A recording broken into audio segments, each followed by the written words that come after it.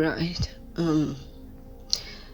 No one can be right for anyone. You can only be right only for yourself, in which you attract that which is in alignment with you according to the spiritual energy level you are in. However, unfortunately, there might be cheaters too, so you really have to be mindful of how you go about choosing what is right for you. I mean, those stealing Akashic records and harvesting others' energies and blah blah blah, doing spells work, they just want to jump timelines, which is impossible if no work is done. They might, but by the end of the day, they will still fall back. So welcome back if you're coming back, and welcome if it's your first time. And I would like to take this opportunity to welcome all new subscribers to the family. You are appreciated. You're most welcome. And for that, I know it's been a while. On and off, I had not been feeling well lately, and I got to find out at long last what could have been an illusion or what could have been wrong with me. And adding up the math, it all confirmed what I thought. But after all, don't thoughts end up being things? And yeah, everything just becomes just as how we thought it would be. The last post I made must have made someone so mad. They just had to get crazy. Anyway, it's a get well soon to all of us. All is good with God. We can't always keep drowning, right? A time comes when you need to get to the surface and breathe for your life, no matter what it takes. Just do it. So what were we saying? About no one is right for anyone. Someone is having perceptions according to the physical observance or materialistically, and not checking the spiritual energy observance. And as the theory goes, we change according to our mindset.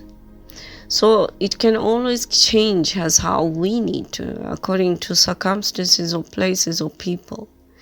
And it all depends on what we experience. But sometimes, some experiences might not even change our mindset if we really have a strong foundation to our mindset. So in those circumstances, it just means that we end up being grounded. And when we are grounded, we embrace who we are. And that just means that we are just being our authentic self. And when we are being our authentic self, we are one with our true self. And that way, it is much easier to attract that which is of you.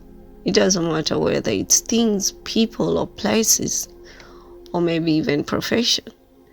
Normally, it's unlike poles that attract when it comes to magnetism, but when it comes to attracting the personality that aligns with you, it's like poles attract each other. It's not unlike poles, just like in magnet. Not in the sense of physical looks or culture or same country or same whatever that is physical. It is the spiritual likeness. You could be from another culture, but attract someone who has the same spiritual level as you do from another culture. Even your appearances might end up being different. Because in the spiritual world, there are levels and nothing to do with tallness or shortness or color or language.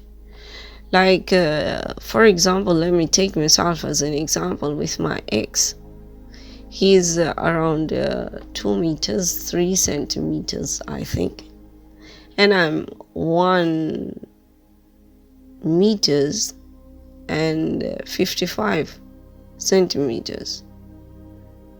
Did I say that right? He's 2 meters, 3 centimeters. I'm 1 and 55 centimeters. He's Caucasian, and I'm what?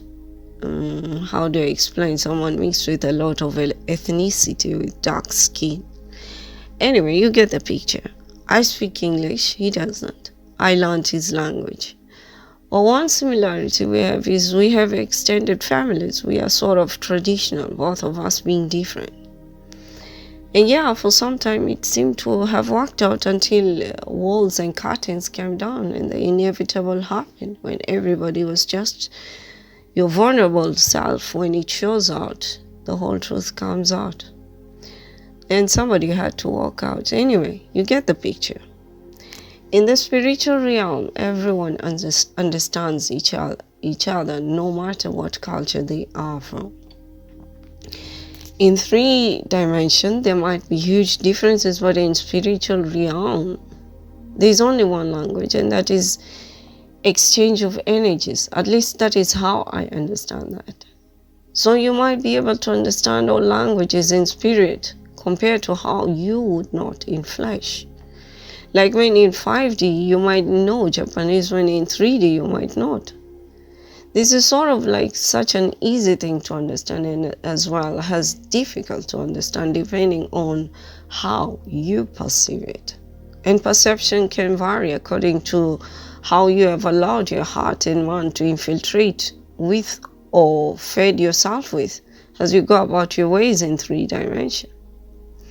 Is it soulful or egoistic perception? And the feeding could come from first and foremost from your immediate family, then your relatives, then your peers, then the rest of the other people in society. Which ones are you allowing to be hoarded into your body cells and your energy field? And accordingly, you act either from your pure soul or your ego. And there's 2 fights to reign on you and your lent body from God, in which we all know body changes. And the body can keep young or old according to what you feed it with, physically or energetically. And this we do all our lives, subconsciously or consciously, and it is always recycled as much as how we decide to repeat this process until we keep changing our mindsets. And then is when things change for better or for worse. So what are you choosing? To be a loser or to be a winner? To be a loser is so easy. You just stay in your comfort zone and don't move. Stay stagnant.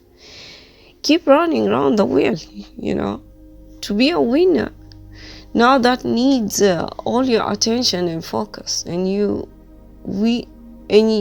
must be willing to sacrifice your comfort zone to get to what is meant for you and be your authentic self and allow yourself to make wonders into this world.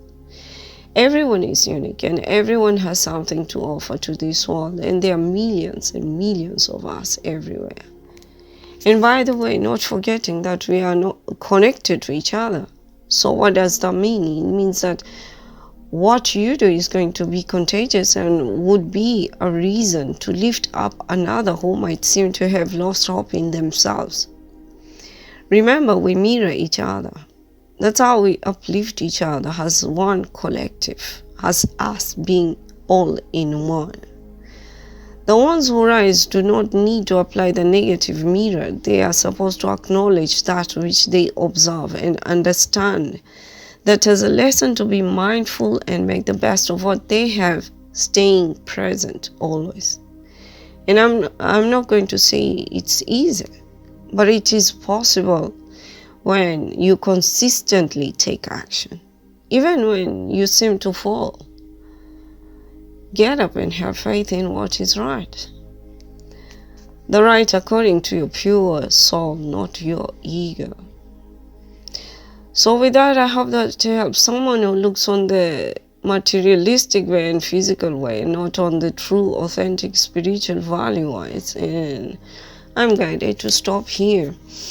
My nose is starting to get blocked here. So I hope that helps.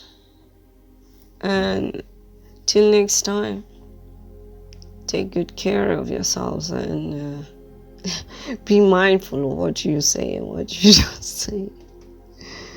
Because I just say what comes to my mind sometimes, and it can get rough. Anyway, Take care of yourselves. Have a great day and much love and God bless.